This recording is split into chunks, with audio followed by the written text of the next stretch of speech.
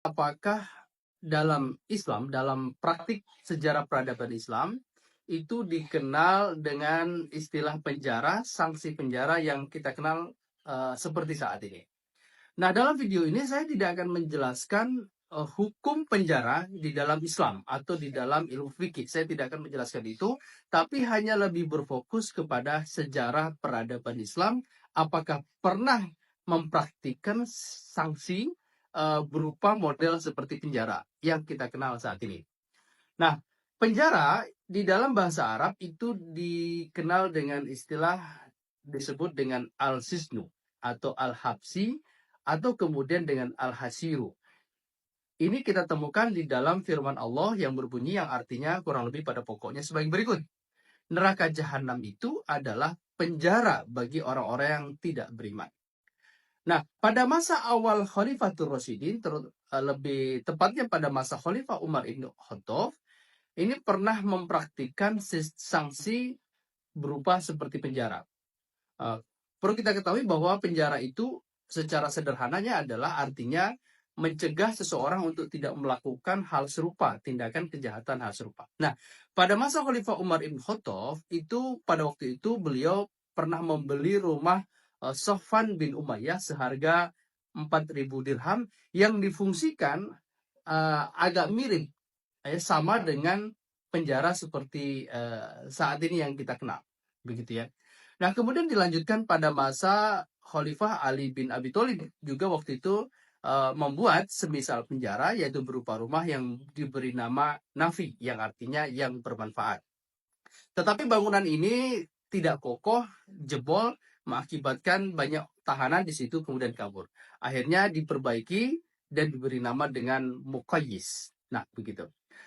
Tradisi ini, sanksi hukum ini dalam peradaban Islam itu kemudian dilanjutkan oleh khalifah-khalifah selanjutnya pasca yang saya sebutkan tadi, Khalifah Umar dan Khalifah Ali bin Abi Thalib.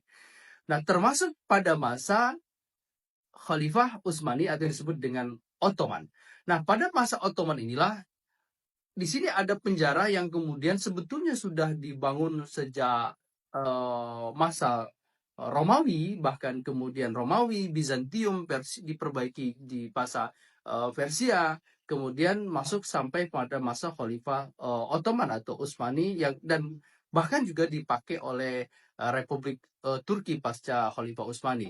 Nah, di sini kita akan mengenal penjara yang kemudian pernah dipraktikkan pada masa Khalifah Utsmani.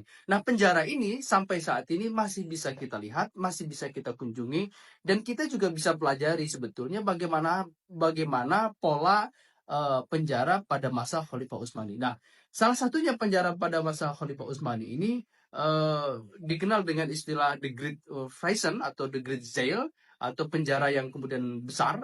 Nah, dalam bentuk ini penjara ini bentuknya U-shape ya, berbentuk U. Dalam penjara ini kemudian dilingkari oleh benteng sehingga tidak memungkinkan para tahanan itu untuk melarikan diri, karena kalaupun dia keluar dari penjara pasti akan bertemu dengan benteng yang kemudian tingginya sekitar 23 meter dengan ketebalan temboknya kurang lebih sekitar 3 meter. Anda bisa bayangkan ketebalan temboknya selebar itu.